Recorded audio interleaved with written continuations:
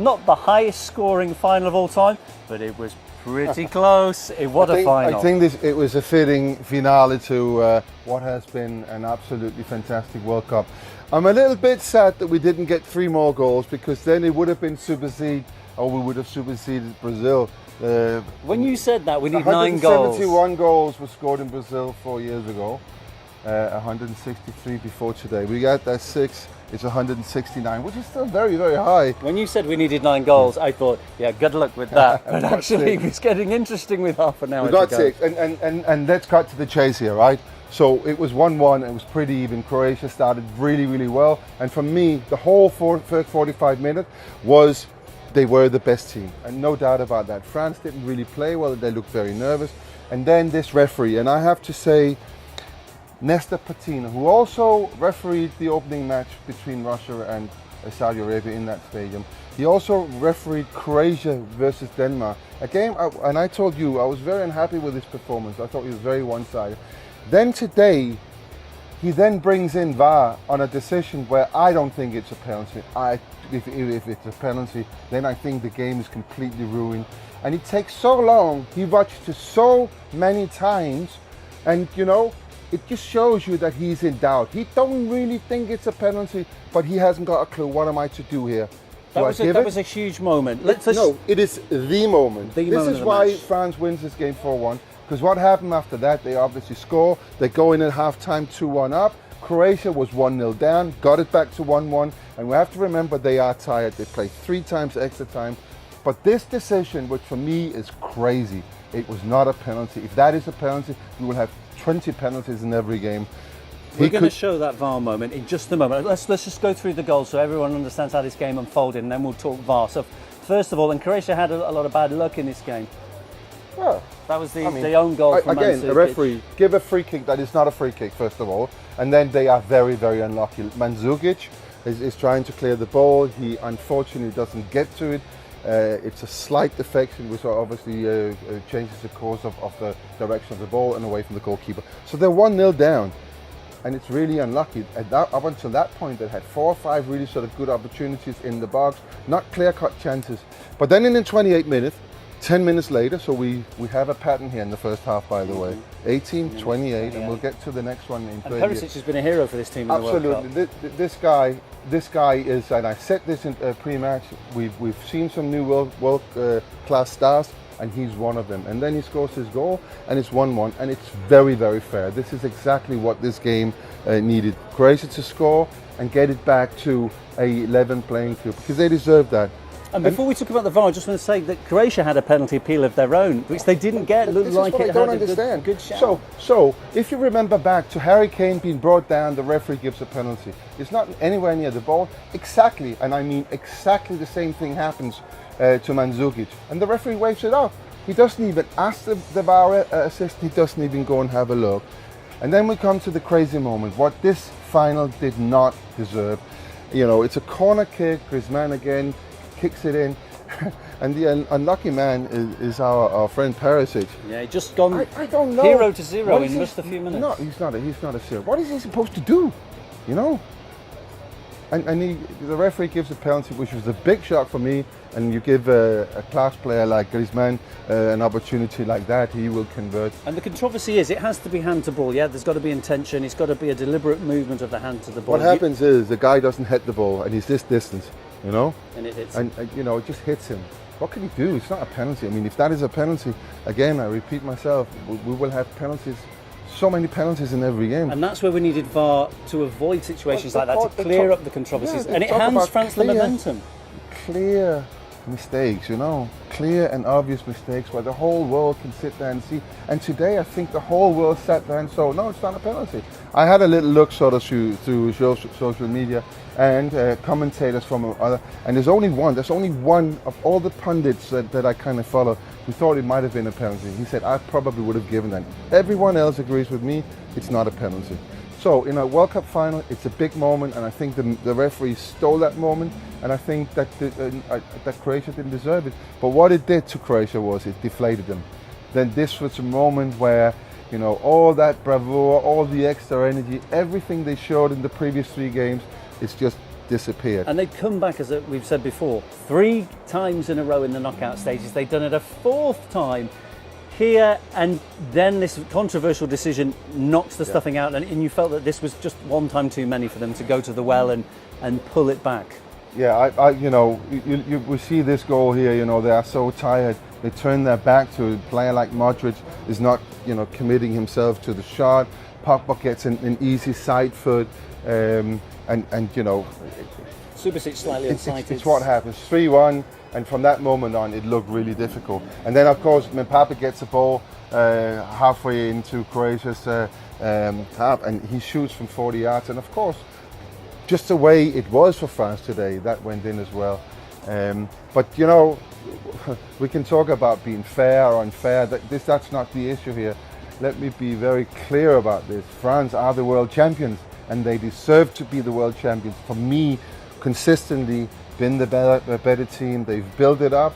They've turned it on where they needed to. Their big players have performed. Mbappe, Griezmann again today. Did they ever look in danger for you in this competition?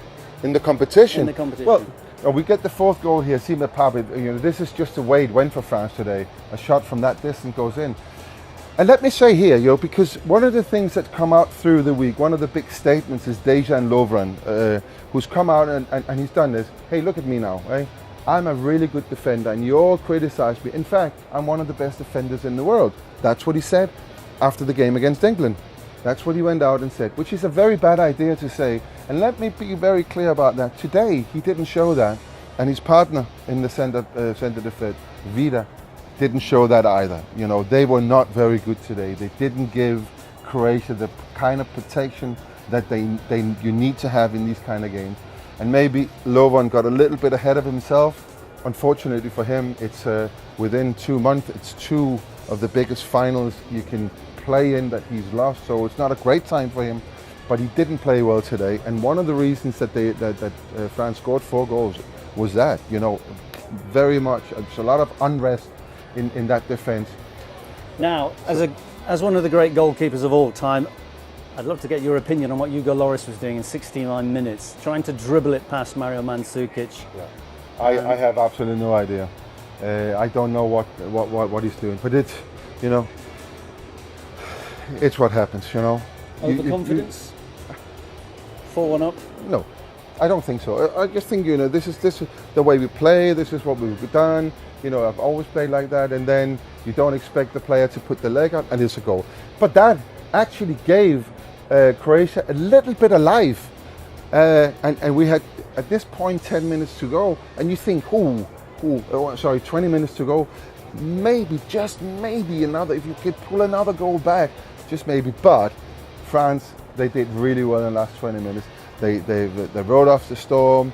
They were very solid. We see the mistake here, but in fact, Lloris played a really good game. And they're a team that's well set up to play on the break when teams are having to chase the game against them. Yeah, but you also have a manager with a lot of experience. So he puts Nzonzi on, and Nzonzi gives you the same kind of protection as Kante, but not over 90 minutes. He can't do that. But what Nzonzi also gives you, he gives you height when you're defending.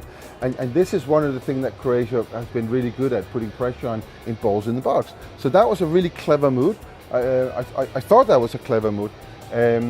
Of course, Croatia made the obvious substitutions, if you like. But I thought he did really well in his substitutions, Deschamps, and showed himself to be a worthy manager of lifting the World Cup trophy, which he's going to do for the 2nd time in his life. Once as a player, that was that's 20 years ago, 1998, and now as a manager. And he is joining a small group of very famous people who's done this. Franz Beckenbauer is one of them. He won the World Cup as a player in 1974. And then again, Zagallo for Brazil as well. And Beckenbauer also won as a manager with West Germany in 1990. And then Zagallo in 58 and 62 as a manager. As a player, 70 as a manager. And then in 94 as an assistant manager. So that is a very exclusive group of only 3 that Didier Deschamps has joined today. So he is, and they can be so unhappy with him in France for all of their life, but he has won the World Cup twice for them. And he'll just show them the medals and the trophies and say, I don't care what you think. The horns are still going. I love this. The World Cup's over. The horns are still going till the very last moment. Let's talk about a player who was being touted as perhaps the player of the tournament. So people were saying, will it be Mbappe? Will it be Luka Modric? Did Modric show up today, and does Mbappe win that kind of vote as being the player of the tournament for you now or not? I think it's a really difficult one. I don't think Mbappe did enough over the tournament to be the best tournament of the best player of the tournament. But you never know. Messi won it 4 years ago, where you're thinking, what did Messi really do in this tournament? So you never know who's voting for this. I thought Modric had a difficult game today. He wasn't as dominating and he wasn't as visual as he's been in all the other games that they've played. But you can excuse him. He's been tired. And if you look at Croatia's path into this final and take Modric out of that, there's absolutely no way they would be in the final. I'm not even sure they would qualify from the group. So he's been fantastic. But today, it wasn't great. Another name I just want to throw in there, could win this, is Griezmann. I think he has been excellent right from the very, very first game. He has probably been, I said that France has sort of progressed and played better and better, but I think he is the one player in that French team that has played at the same very, very high level for all of the games. So he could be a contender as well, but I think we'll find out very soon. I'm actually just looking at a live picture that with Deschamps and Griezmann, which is a beautiful. Deschamps congratulating Griezmann. He seems to acknowledge that Griezmann has been a key player for them. You said he'd been consistent. When the opportunities came to him, maybe you didn't see him for big parts of a game. When the opportunities came, he always looked composed. The penalties he took were almost nonchalant. He always sent the keeper the wrong way, slotted them low. Yeah, he's that kind of penalty taker. He can wait for the goalkeeper to commit himself. So, okay, that for me that's fantastic. You can do that. But when I look at him as a player today, see, I kind of disagree a little bit with it. I thought he was excellent. The way, as soon as France went 1-0 up, they also changed their tactics. So every time they got up, they became more and more defensive. So remember how Russia played against Spain? Yeah. France played a lot of the game like that today, and that requires one of your strikers or two of your strikers to work really hard. And that he showed today. He was a proper team player today. He worked so hard. He was tackling. He was chasing dead causes. He was running for everything.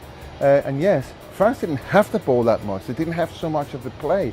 So therefore, Griezmann didn't show, so much of his fantastic skills in terms of playing. But he was excellent, absolutely excellent for his team.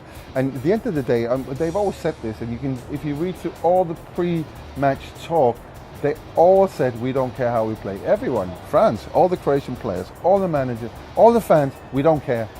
All we want to do is to lift that trophy at the end of it.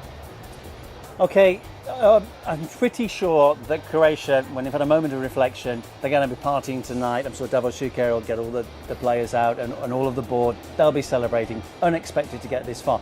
The fans, though, they will have been dreaming the dream. When they got so close, there'll be some disappointment. They won 3 consecutive games in extra time, 2 of them via penalties. No one can say they didn't have their nerves tested. We spoke to the Croatian president ahead of this match. She's a passionate football fan, by the way, and very proud of her national team, regardless of defeat.